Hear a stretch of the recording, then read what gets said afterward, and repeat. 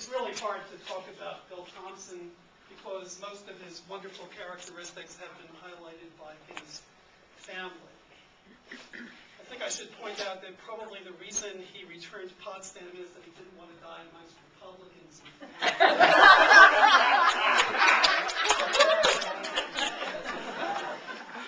I remember one of the first conversations I had with Bill Thompson was about his military service, and since I had avoided the draft, I was sort of intrigued by what the military was all about.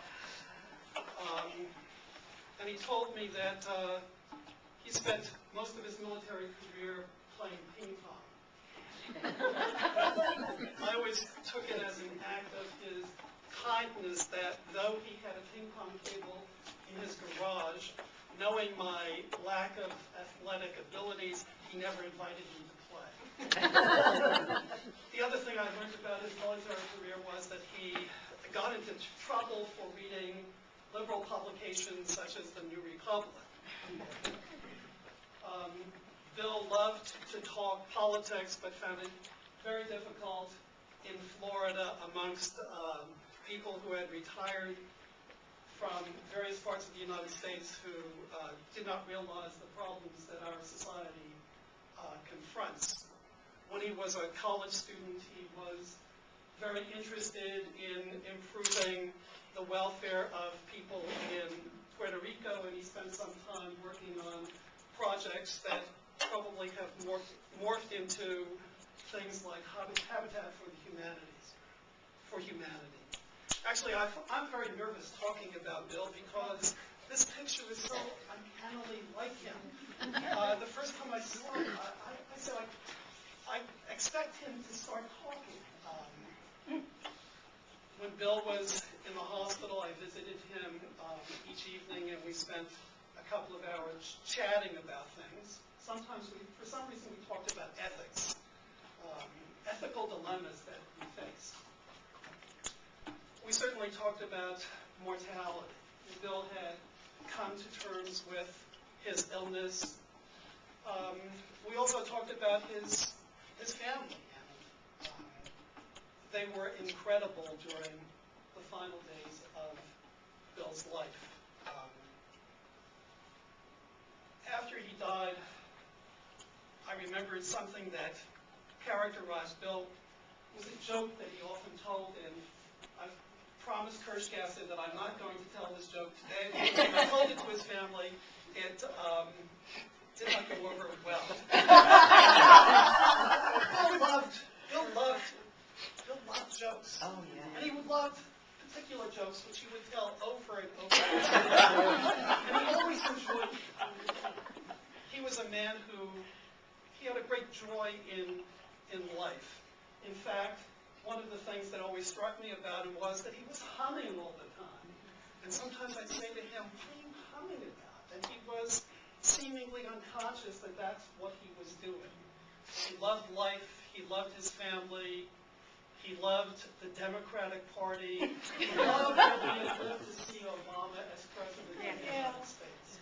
He was a good friend, a decent man. He had great integrity. And as has been pointed out, his was a life well lived. And I am very grateful to have known him. Thank you.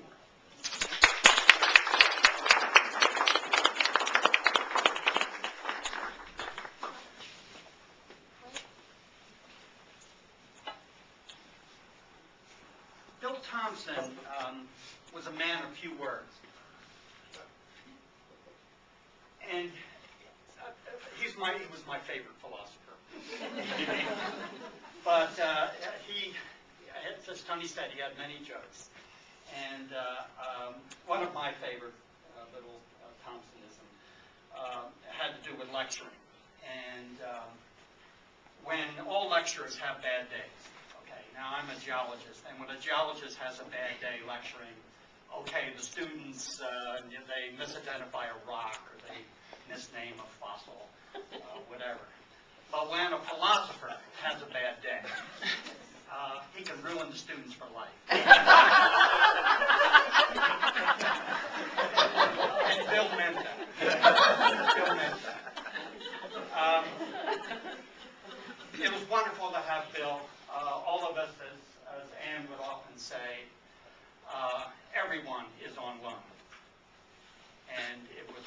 wonderful that Bill Thompson was on loan to us. I think the measure of anyone when they pass on is what they leave behind. And this room is testament to what Bill has left behind. I picked these flowers from my garden this afternoon. And some of the flowers are faded, drooping. Some have fallen off, have passed on. Some are in full bloom, but you'll notice there's also many that are about to bud. And the seeds are now being scattered for next year. And Bill Thompson was a perennial. He was a perennial, and you can look for him in any season. You can look for him in Florida and in the North Country and everywhere in between. And he was truly a beautiful flower.